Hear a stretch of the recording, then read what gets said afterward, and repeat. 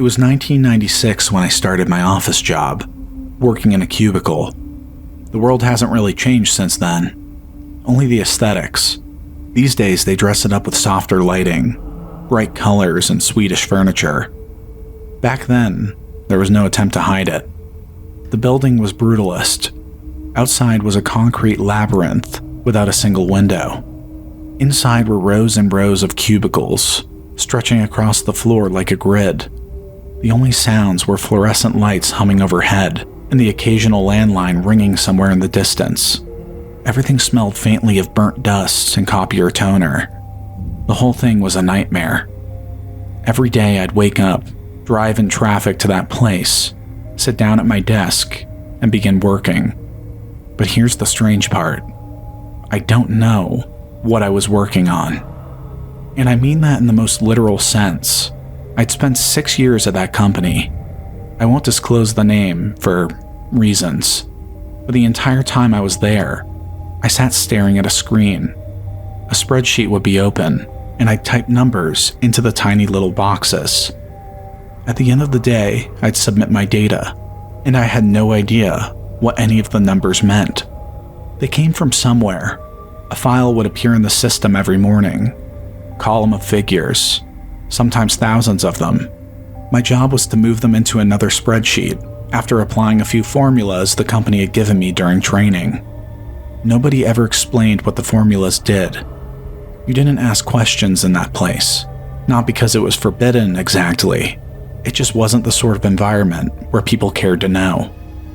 Everyone around me seemed to be doing the same thing, quietly staring at their monitors, typing numbers into identical grids.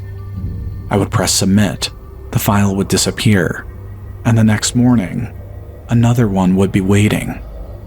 I never learned the name of a single coworker, and I don't think they learned mine either.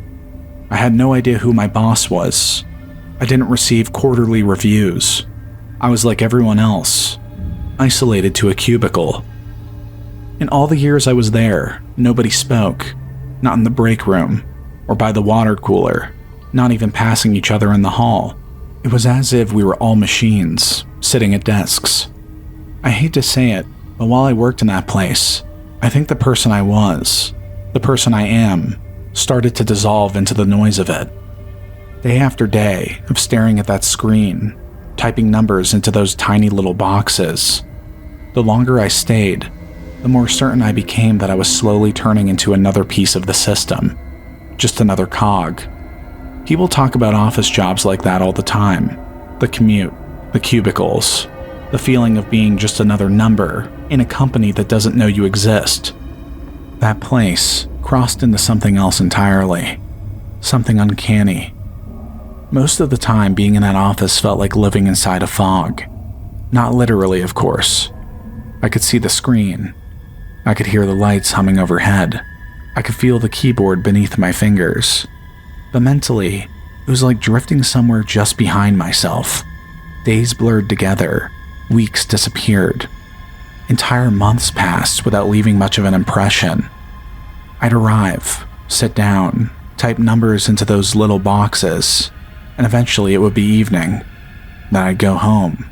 It was like sleepwalking through 6 years of my life. Until one day, something changed. I was sitting at my desk, staring at the spreadsheet like always, when I felt my heart start beating faster. At first, I thought I was having some kind of medical episode. My chest tightened. My hands started trembling over the keyboard. Then I realized what it actually was. I was aware. Truly aware. For the first time in a long time, it felt like my mind had pushed its way back to the surface.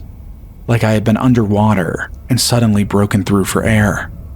And the moment that happened, I knew something was wrong. I was looking at the spreadsheet on my screen, thousands of numbers arranged in neat little rows. I had typed them for years, but that day, I realized I had no idea what they meant. My hands were still shaking when I reached for a scrap of paper in my desk drawer. I copied a handful of the numbers down as quickly as I could and folded the paper small enough to fit in my pocket. I don't know why I did it. Maybe some part of me knew that once I walked out of that building, whatever clarity I found might disappear again. It wasn't until the weekend, when I finally had a moment to myself, that I remembered the piece of paper in my pocket. I unfolded the paper at my kitchen table.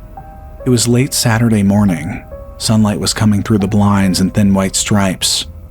The kind of quiet morning where everything feels normal again. For the first time all week, my head felt clear. I looked down at the numbers I had written. They still didn't look like anything special, just a few strings of digits I'd copied down in a hurry. Some long, some short, one with a decimal. I turned on my computer and started searching them, one by one. The first one returned a weather report, a temperature reading from a small monitoring station somewhere in Nevada. That didn't seem strange at first. The company could have been processing environmental data, government contracts, that sort of thing. The second number matched a water level reading from a reservoir in Oregon.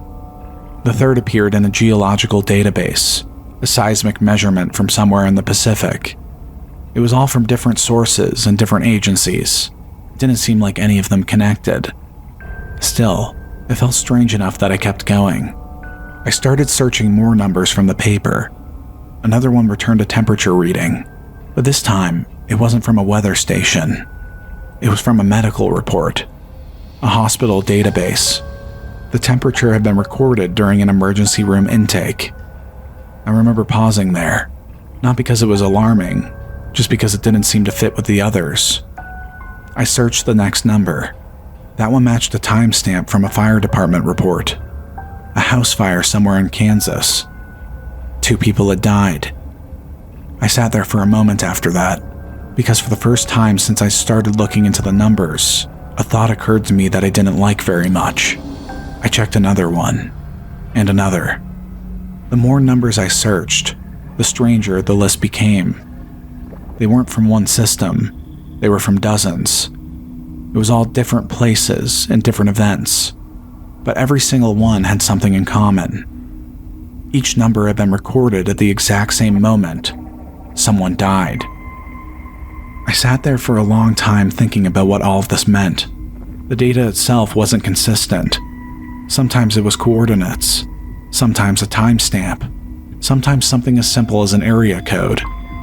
But every event had one thing in common. The deaths had all occurred within the last 24 hours.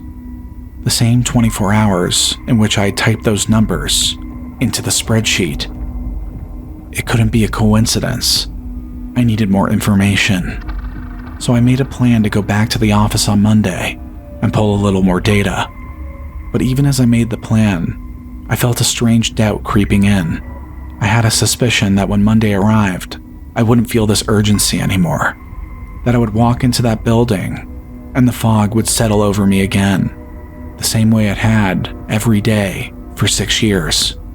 I would sit down at my desk, open the spreadsheet, and fall back into the old routine without questioning any of it. The thought frightened me more than the numbers had, so I tried to hold on to the feeling I had in that moment, tried to fix it in my mind, like a photograph, the feeling of being awake. Monday came. Like most memories from that place, the details are hazy now, but this day remains clearer than the others. Perhaps because I had entered the building, already half expecting something to be wrong. The office looked exactly the same.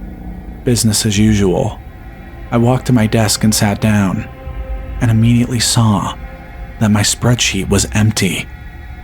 Where there should have been rows of raw data waiting for me, there was nothing at all.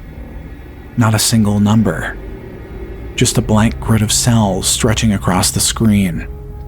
For a moment, my heartbeat quickened again, just as it had the previous week. I found myself waiting for something to happen, for someone to approach my desk, for a supervisor to appear and inform me, calmly and professionally, that they knew what I had done. I even stood up from my chair and looked down the aisles between the cubicles, half expecting to see someone walking to me from a distance. But no one was. The office remained exactly as it always had. Quiet, ordered, and mechanical. Just rows of silent people, staring at silent screens. So I sat back down, and I stared at the empty spreadsheet for the rest of the day. It was the longest workday I had experienced in that building. The next day was the same, and the day after that. Nearly a full week passed with nothing appearing on my screen at all. Each morning I arrived, sat down, and stared at the empty grid for 8 hours before going home. At first I felt anxious, then confused. Eventually, something stranger happened. I began to feel as though I was being watched, not by a person exactly, nothing so simple as that. More like the system itself was waiting to see what I would do. Then one morning, a number appeared. Just one. It sat there alone in the spreadsheet. I stared at it for a long time, before finally applying the formula I had been taught years before. At the end of the workday, I pressed submit, just as I always had. The next morning, there were more numbers waiting for me. Only a handful. It felt less like receiving new work, and more like being cautiously reintroduced to something I had briefly stepped away from. As if the system were testing me, making sure I was still willing to do what it required. And this time, I wouldn't fail it again. I didn't want to see my number on there next.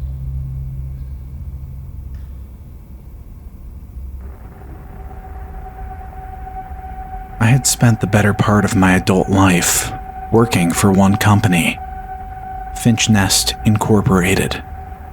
I was a document indexer, which basically meant I spent my days scanning old paperwork and tagging it with metadata.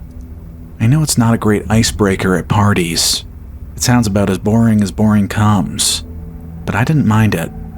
I liked my office, the company I worked for.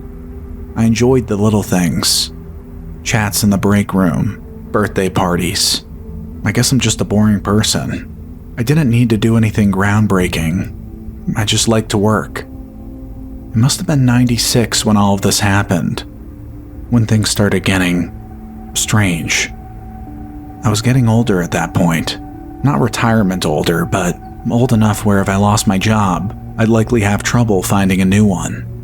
I worked at Finch Nest for 28 years.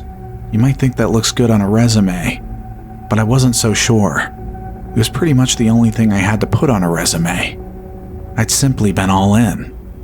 So one day when I arrived at the office on Monday morning, I was surprised to find someone else sitting in my cubicle. I saw him from the moment I entered the office door. The man was larger than any person I'd ever seen. I mean, he may have actually had gigantism. Half his body rose above the cubicle wall. I'm not sure how he even fit in the chair, my chair, that he was sitting in. I always arrived early. The early bird gets the worm. Most of the lights were still off when I entered and saw that person. I remember I walked over and half smiled. It had to be a new worker. I would have at least taken note of this person if I'd seen them before. Maybe they were just confused. I spoke to him, asking if he was lost. He turned toward me then, and I remember his face gave me a start.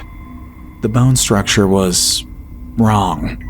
Not disfigured exactly, just exaggerated. His jaw seemed too long for the rest of his head, and the bones around his eyes pushed outward in a way that made his gaze look permanently fixed. His skin was stretched tight all over, pale and smooth, like it had been pulled across the frame of his skull. For a moment, I couldn't tell if he was looking at me or past me. But as I tried speaking to the man, I quickly realized he wasn't interested in anything I had to say. He wasn't all there. I wasn't sure what to do with myself, so I just stood outside my cubicle for a while, waiting for my boss to arrive so we could get all of this sorted out. People started entering the office at 8. They didn't seem to notice the man. Each person was friendly, saying good morning, sitting at their desks and getting a start on work. When my manager arrived a few minutes late, I followed him to his office like a child at their parents' heels. He was arranging some paperwork on his desk as I told him the issue. I asked who the man was. and why he was sitting in my cubicle. My manager didn't look up right away. He continued arranging the papers on his desk, tapping them into a neat stack and sliding them into a folder. I stood there waiting for him to acknowledge what I'd said. "Well," he said after a moment, "sometimes departments move people around." He still wasn't looking at me. I waited for more, but none came. "But he's in my cubicle," I said. "All of my things are there. My scanner, my files." "So, where should I work?" I asked. He sighed faintly, as though the question required more energy than he was willing to give. "In that case," he said, "you might just take what you need and work in the break room for the day." The suggestion hung there for a moment. It sounded less like a solution and more like something he'd said to simply move the conversation along. I tried protesting, but all my things are in my desk. Then he added, almost absently, "These things have a way of working themselves out." For a moment, I stood there waiting for him to elaborate, waiting for him to look up and offer some sort of direction. He never did. After a while, it became clear that, as far as he was concerned, the matter had already been settled. So I turned and walked back out onto the office floor, still not entirely sure what I was supposed to do now. I returned to my cubicle. The man seemingly hadn't moved. His fingers were too large for the keyboard. I wasn't sure how he was supposed to do anything. That was when things got out of hand. I approached the cubicle, trying to enter and get my things. Suddenly, the man slid the chair slightly to the side, his large body blocking the small entrance. I tried squeezing past him, but he boxed me out. My heart was hammering then, my fight or flight kicking in. I'd never been in a fight before, barely even a confrontation, but he was clearly pushing me out of my space, my home for the decades I'd worked there. I was furious and forced myself in anyway, wedging my body between the man and the cubicle wall. He filled the gap immediately, pressing me harder into the partition. Still, all the while, the only thing I could think to say was, "Excuse me," over and over again, in a passive-aggressive tone. I kept repeating it, even as I felt him pressing into me, crushing me against the cubicle wall. The wind was knocked out of me as the man, never changing his stance or facial expression, pushed forward with his enormous frame. It was effortless for him. He never slouched or leaned. He simply sat upright and filled the space. I looked around pleadingly for someone, anyone, to see what was happening. People walked by. Others sat at their desks, within clear sight of the cubicle, but it was as if they didn't see it, or simply didn't care in the least. I managed to grab a manila folder from the desk and barely slipped free, stumbling backward over the wheels of the office chair and into the hallway. I fell hard onto the carpeted floor and stared up at the man, my face burning red. He had already turned back to the computer, not even bothering to look at me. I pulled my hand free from where it had been pinned awkwardly behind my body in the chair. It was sore and already starting to bruise. Clutching the folder, I got to my feet and stormed toward the break room. That day, I wasn't able to get any work done. I tried approaching my manager several times, but he was always seemingly busy right when I arrived. I filed a complaint with HR. I was hoping it was just one of those things that would resolve on its own the next day. I left the office late, later than most of the people there. The man never left my spot. When I got home, I thought about my cubicle. It was my space. It had my things in there. Not just work materials, but personal belongings, some knickknacks and figurines. Over the years, I'd slowly engraved myself into that little box. The next day, I would get it back. At least that's what I told myself. That night, I was so caught up thinking about all of it that I barely slept. My brain was busy thinking over what I would do. In my mind, I was rehearsing how I would react to potential altercations. I woke up late. Not so late that I'd arrive after everyone else, but I wouldn't be early like I normally was. I took punctuality very seriously. When I arrived, most of the office was already there. Things were in motion, and the giant man was once again sitting in my cubicle. I wasn't surprised by that. What did surprise me, though, was when two employees I'd grown friendly with over the years were standing at the cubicle, laughing and talking to him. Was he speaking with them? I couldn't see his face. I sidled over. From where I stood, it looked like they were having a lively conversation with a brick wall. Before I could get close enough to see the man's face, they had already disbanded. Still, I approached. I was getting closer. Suddenly, the man turned toward me, and in a strange robotic way, shifted his body to block the entrance to the cubicle. I hesitated. Then I tried speaking with him. Calm at first. I said maybe we had gotten off on the wrong foot the other day. He could have the cubicle if he wanted it. I just had a few personal belongings in there that I needed to retrieve. That was all. He didn't respond. He didn't change his facial expression. He just sat there looking at me. I knew I wouldn't come out on top if we were to scrap again. I learned my lesson the first time.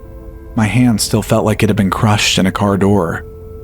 I thought about approaching my manager again, HR again, but I knew it would yield nothing.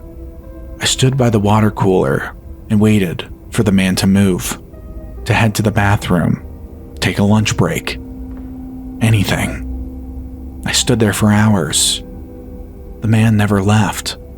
He never even shifted position. He didn't take a break. He just sat, staring at the screen. The end of the workday approached, and nothing changed. I asked some coworkers about him. They didn't have much to say. When I mentioned his size, someone gave me a disgusted look, like I had committed some kind of breach of etiquette. Eventually, most of the office lights turned off.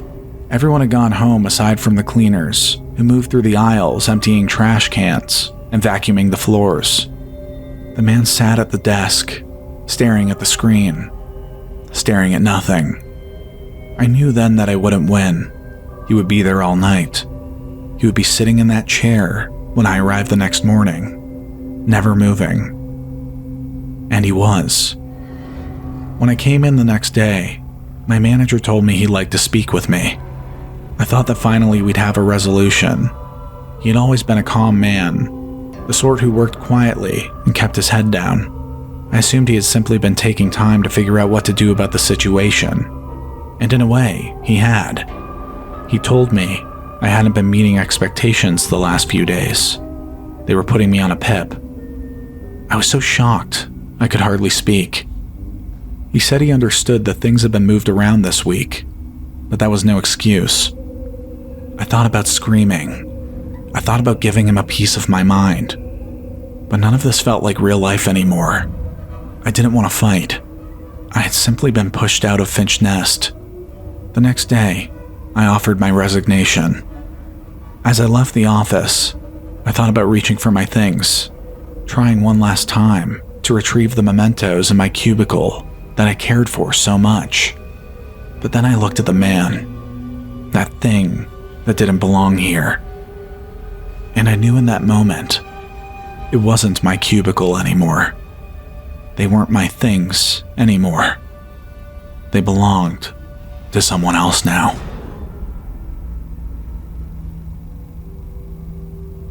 I use the copy machine pretty frequently, mostly memos and documents that needed signatures.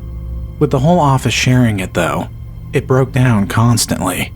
Paper jams, error messages, half-printed pages that looked like they'd been chewed up and spit back out. For months, we'd been putting in requests for a replacement. One morning, corporate finally listened. We came in, and there it was, a brand new copy machine, sitting where the old one had been. It's funny how boring an office job can be. Something as mundane as a copier suddenly becomes the talk of the entire floor. People gathered around it like it was some new attraction. The thing still had that clear laminate film on the screen and panels. We actually drew straws over who got to peel it off. That afternoon, I used it to make flyers for an office mixer that weekend.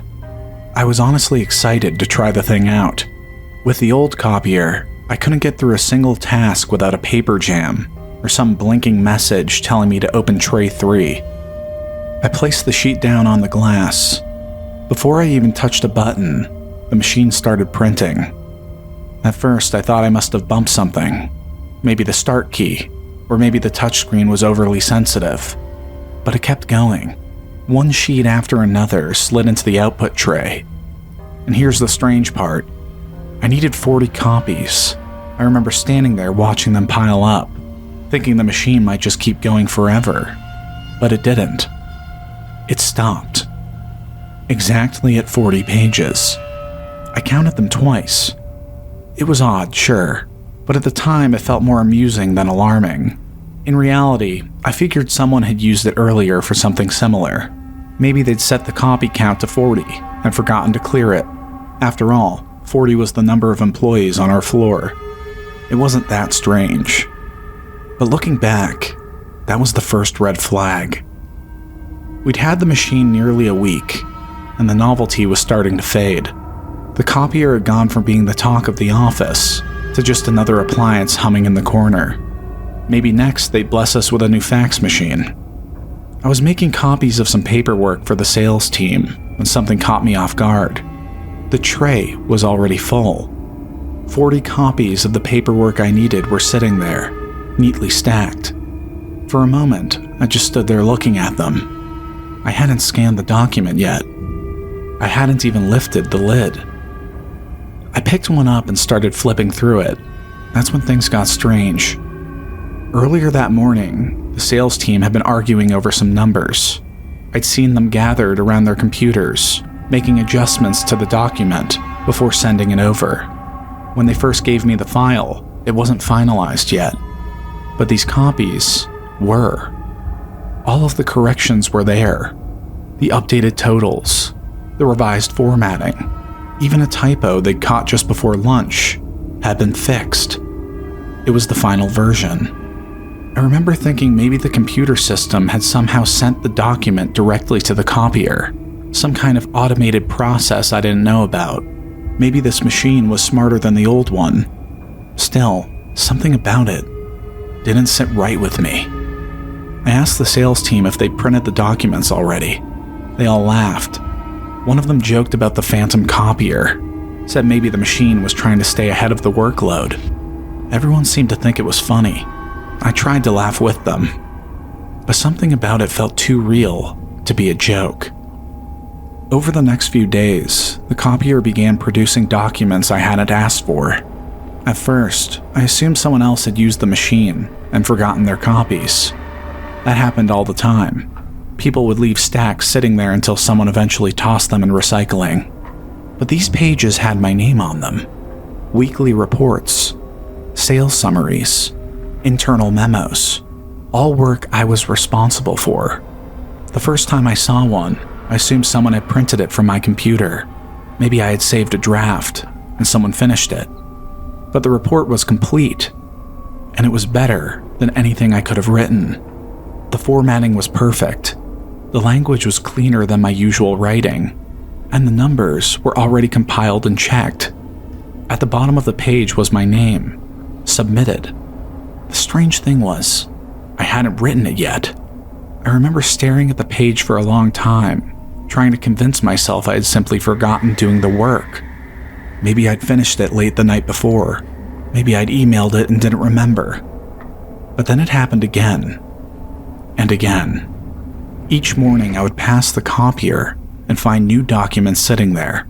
Reports I was responsible for, memos I had been planning to write, already finished. After a few days, I stopped telling myself it was a coincidence. The machine wasn't anticipating my work. It was completing it. One day, I came in early and heard the copier running. That in itself wasn't unusual. People were always leaving jobs queued overnight. Still, something about the sound caught my attention. Copiers usually chatter when they run. Quick mechanical bursts. This was slower, one sheet at a time. A pause between each page, just long enough that you noticed it. I walked over and found the output tray full. At first, I thought they were employee badges, headshots, the kind HR takes during orientation week. A neutral background, shoulders squared to the camera, the same blank expression people wear when they're trying to look professional, but don't quite know how. I picked up the stack and started flipping through them. The first few faces looked familiar. Someone from accounting, one of the guys from shipping, a woman who worked 2 rows over from me whose name I could never quite remember. But something about them wasn't right. It took me a moment to figure out what it was. The faces were off. Not distorted, not the sort of smudging you get when a copier misfeeds a page or the toner runs low. The images were entirely clear, just wrong in small ways. The people's proportions were slightly different. The jawline a little longer than it should have been. The eyes set just a fraction too far apart. Looking at them gave me the feeling you get when you recognize someone in a dream, but can't quite remember who they are when you wake up. It was like someone had tried to recreate the employees from memory, or from a description. I kept turning the pages. There were dozens of them. Some of the faces looked almost identical to people in the office.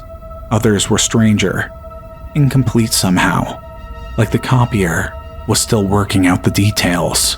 I remember standing there for a long time with that stack of pages in my hands, trying to decide whether I was misunderstanding what I was looking at. The thought that came to me first was replacement, not layoffs exactly, more like substitutions. Offices had always been good at that sort of thing. Someone retired, someone transferred, a new person appeared at the desk the following Monday, and within a week, it was as if they'd always been there. But these faces weren't new hires, they were approximations. Behind me, the copier hummed again. Another sheet slid neatly into the tray. I pulled it out and looked at it. This one was me. And that's when I knew something was very wrong. I turned back and looked at the machine. Maybe I was overthinking it. But the more I stood there, looking at those faces, my face, the harder it became to shake the feeling that the machine wasn't malfunctioning at all. It was working, just not the way a copier was supposed to. I thought about the old machine, the one that had sat in the same corner for years, jamming paper and blinking error messages until corporate finally decided it was time to replace it. They had unplugged it one morning without ceremony and wheeled it away like a broken chair. That was how things worked in offices like ours. When something stopped being useful, it was replaced. Simple as that. I looked back down at the stack of faces in my hands. The copier hummed quietly behind me, and it occurred to me that maybe this new machine understood something the old one hadn't. Maybe it understood what happened to things that could be replaced. Maybe that's why it started printing these. Not copies, not photographs, alternatives. Because if there was one rule in that office that never changed, it was this. Anything that could be replaced eventually would be. And maybe this machine had simply decided it wasn't going to let that happen to it. I was what you'd call a cinephile. In the days before streaming services, even before Netflix was something you received in the mail, I collected movies. I'd spent most of my adult life watching films. I would wander electronics and entertainment stores in search of titles I had never seen before. It was like collecting stamps or coins, the same impulse, the same quiet satisfaction. Oftentimes, I was more fascinated by the cover art on the VHS case than the lackluster film etched onto the tape inside. 3 of my 4 office walls had built-in shelves, and on those shelves sat my collection, my pride and joy. It extended into the walk-in closet as well, which housed rows upon rows of titles rather than clothing. I had considered decorating with posters or memorabilia, but I didn't want to sacrifice wall space that could be used for more films. A single box television set in VCR sat on my desk at one end of the room, surrounded by stacks of tapes that hadn't yet been filed into my very particular system. This was my cave of solitude. At least that's what I started calling it. After the 9 to 5, I would stop by a store, pick up a few new films, and spend my evening watching a triple feature while eating takeout by the glow of the television. I did this for years. I built shelves in my hallway and living room, each lined with VHS tapes of varying quality. There were no duplicates. I cataloged every one of them with painstaking attention to detail. Eventually, the collection occupied every wall in my bedroom and even went into the bathroom. That's when I began to feel something close to panic. Not because I suspected the habit had grown strange or out of hand. That thought had not yet occurred to me. I panicked because I was running out of space. I considered gutting the kitchen and installing shelves where the pantry doors were, but that would have been a surefire way to lose my security deposit. I tried to be content. I even entertained the idea of discarding older tapes, especially those I hadn't enjoyed, simply to make room for new acquisitions. But the thought made me nauseous. The collection was a testament to my passion, and my passion was only expanding. Why shouldn't the collection expand with it? In the spring, I received a promotion, which brought with it a substantial increase in disposable income. I had long noticed that the neighboring apartment had remained vacant for the entirety of my time living here. When I asked the landlord about it, he told me it wasn't for rent, which confused me more than I expected. I pressed him. He said it was a gut job, his words, and that it just wasn't livable. I offered double what I was paying for my own unit. He hesitated, but ultimately conceded. The offer was difficult to refuse.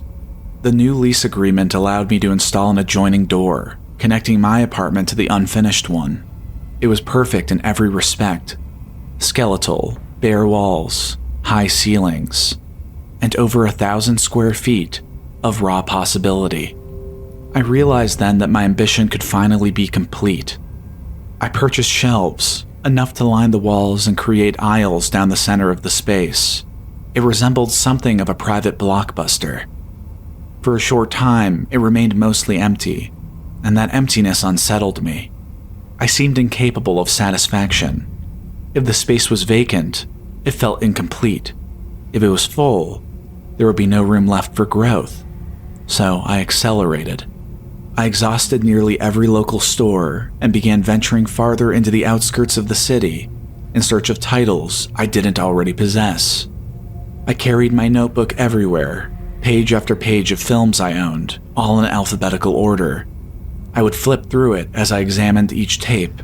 I must have looked less like a customer and more like someone conducting inventory. It grew increasingly difficult to locate anything unfamiliar. Eventually, I turned to eBay, hunting for indie releases and obscure titles. The shelves filled rapidly, and with them came a familiar tightening in my chest. The days blurred into one another, each defined by the same obsessive ritual. I scarcely even had time to watch the films anymore. My hours were consumed by acquiring, cataloging, and filing them away. If I passed a shelf and saw a tape protruding half an inch, I would slide it back until it was perfectly flush. I measured rows with a ruler to ensure uniform spacing from the edge. Dusting became a weekly obligation. Then the inevitable happened. It was full. Again. Every shelf, every aisle, each square foot of wall space, it had all been claimed. I tore through both apartments, searching for some overlooked corner where additional shelving might be installed. But every recess had already been consumed. I had amassed 20,000 films. 20,000. The number felt insufficient. There were more out there, and I wanted all of them. That was when I noticed a loose cinder block in the far wall of the unfinished apartment. It jutted outward, just enough to suggest something behind it. I removed it and peered through the opening. Nothing but darkness. I reached inside. Cool air pressed against my skin. I paused, briefly considering what I was about to do, but desperation overrides reason more easily than one might think. I purchased a sledgehammer at the Home Depot and returned that evening. I worked carefully, as quietly as one could, while chiseling away at the wall, until I created an opening large enough to crawl through. I crouched and vaulted over it. Dust hung in the air like fog. I switched on my flashlight and aimed it into the void. It was another room, larger than the one I had just spent the better part of a year filling. At the far end, something caught the beam, a faint shimmer. I squinted against the particle haze, my lungs protesting the debris. The light struggled to pierce the thickness of the air, but eventually I made out what stood there. A single shelf. I felt my pulse begin to race. The shelf was full. It was rows of tapes. They were all unlabeled and uniformly black. There were no doors or windows and no visible source of light. There was only the vast hollow expanse with that lone collection standing at its edge. I stared at it for a long time, overcome not by fear but by recognition. I decided to take a tape. I told myself I was just borrowing it. A fellow collector would understand. I returned through the opening, sealed behind by darkness, and walked back through my aisles. The tapes lining my walls seemed to lean inward, as if assessing what I had brought home. I placed the tape into the VCR and waited. Scan lines flickered against the black screen for nearly a minute. I considered ejecting it, assuming it was blank. Then something shifted. At first, I thought it was my reflection in the screen. The television's curved glass often returned a dim image of whoever sat before it. I leaned forward and saw the outline of a man in a chair. My chair, in a room unmistakably like mine. His face was obscured by shadow, backlit and indistinct. I nearly laughed and adjusted my posture. But the man adjusted too. There was a delay, subtle, fractional, but present, the kind you only perceive once your mind is primed to notice it. I raised my hand. He raised his. Not simultaneously, but he followed, a half second behind, as though awaiting instruction. A cold sensation crept up my spine. I leaned closer until my breath fogged the glass. The image did not fog in response. I stared inches from the screen. I blinked. As my eyes reopened, so did his, but slower, deliberate, as if savoring the motion. A sound escaped me, involuntary and raw. I struck the eject button. The image vanished instantly. The tape slid free with a mechanical whir. I sat in silence for a long time, just listening to my own breathing. I returned the tape to the shelf in the adjoining room and slid it back into its exact position. I had no desire to examine the others. I patched the wall crudely, enough to obscure the opening from view. As I walked through my aisles again, something fundamental had shifted. My collection no longer felt like a sanctuary. It felt oppressive, as though the shelves had grown taller in my absence, and the air itself had thickened between them. It took weeks, but I dismantled everything. I donated what I could, discarded the rest. Strange how quickly you relinquish objects that once consumed years of your life. I hired a mason to repair the wall properly, and I terminated my lease soon after. I told myself the obsession had run its course, that it had been unhealthy, unsustainable. I told myself I was relieved. I haven't owned a television in months. The quiet is different now, but there's something nice about it. I decided to take up a healthier hobby, something slower that'll keep me more grounded. I began reading. I find myself drawn to first editions, to pristine dust jackets, hardcovers only. Paperbacks bend too easily. I like the weight of them and the way they align when shelved properly, when the spines are even and the edges are flush. The spare bedroom has good wall space. I tell myself I'll keep it modest this time. But the shelves, they're filling quickly.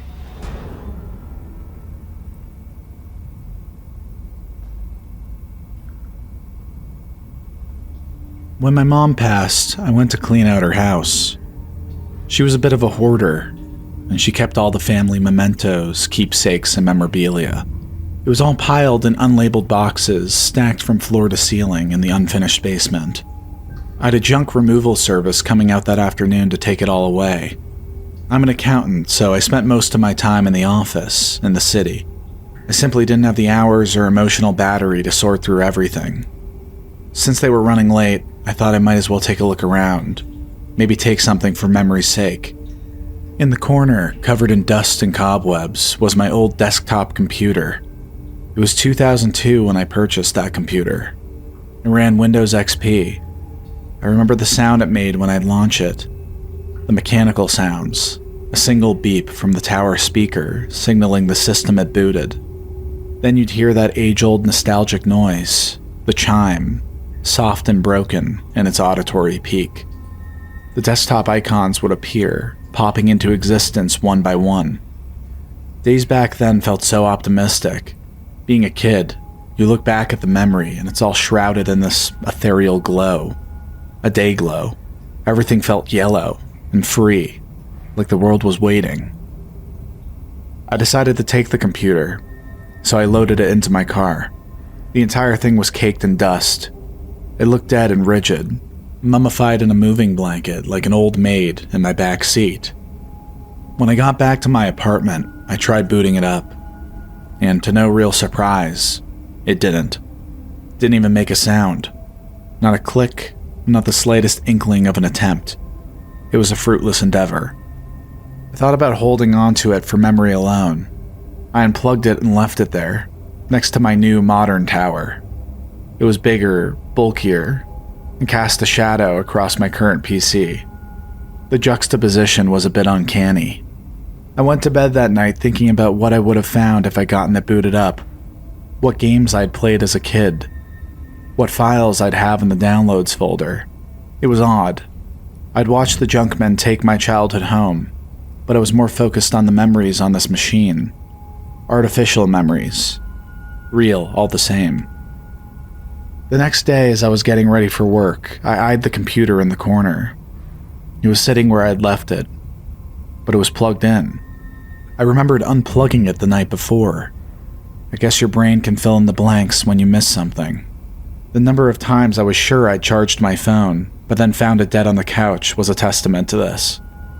I stuck the old PC in the coat closet. I knew it would just sit there and house a new generation of spiders until the day I inevitably moved out. It looked dead, like before, but something about it felt alive to me.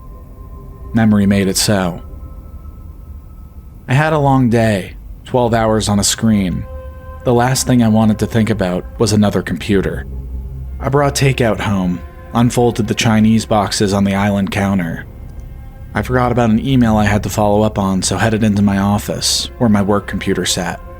I had a bad habit of leaving it on at all times, but there it was, turned off. I went to boot it up and noticed something strange. It was unplugged from the wall. Well, that explained it then. I must have mixed up the cables and unplugged my work computer rather than the old desktop the night before. Relieved that my memory wasn't pulling tricks on me, I went back to my island buffet. That's when I heard something. The soft churning of a fan. The strained whine of hardware under load. My computer was like a Tesla. It didn't make a sound. And if it did, something was seriously wrong. I went into the office and even lowered my head beneath the desk to make sure I wasn't hearing my machine doing this. And that's when a new noise caught my ear from the other room. The boot up sound. Windows XP. I lurched up, striking my head on the bottom of the desk. Angered at myself and whatever was happening, I marched toward the closet door where the old computer was. But a few steps from the door, I stopped. My heart was hammering. I was legitimately scared. Scared of what? The ghost of my childhood computer? I took a breath, steeled myself, and opened the doors. There it was, my old desktop, shrouded in darkness. The dusty silver monitor sat atop the tower like a throned king. All was quiet, and everything was off. I closed the door and called it an early night. Another bad day. Sometime in the early morning, I tossed and turned, restless and half asleep. I dreamt of being a kid, playing games on my computer. Doom and Quake, messaging my friends on AIM, the endless field of green that was my desktop background. I attempted to look away, but that's when I realized something. I was inside the computer. I was trapped. I couldn't leave. Wandering in the fields of green, with the icons hovering over me like planets in this pixelated dream world. They cast long, threatening shadows across the plains. A giant wall of black hovered in one direction, the computer screen. A one-way mirror. It felt as though someone was watching me from the other side. The artificial green grass was turf-textured as I ran my hand across it. It stretched forever in rolling hills across the horizon. That's when I heard the startup sound again. Louder this time. Wrong. It burst into my ears with terrible pain, the ground around me shaking. I fell to my knees, holding my ears, closing my eyes. I knew I was dreaming. I knew I had to be. When I opened my eyes, it was dark in my apartment. The clock read 3:30 a.m. For a moment, all I could hear was tinnitus, that dull ringing. Then sound came back to my ears in a wisp of air. All was quiet. No cars on the street. A gentle breeze outside. Then I heard a muffled click and the slow turn of a fan from outside my bedroom. Probably just the AC unit. But part of me recognized it. It was a sound all too familiar.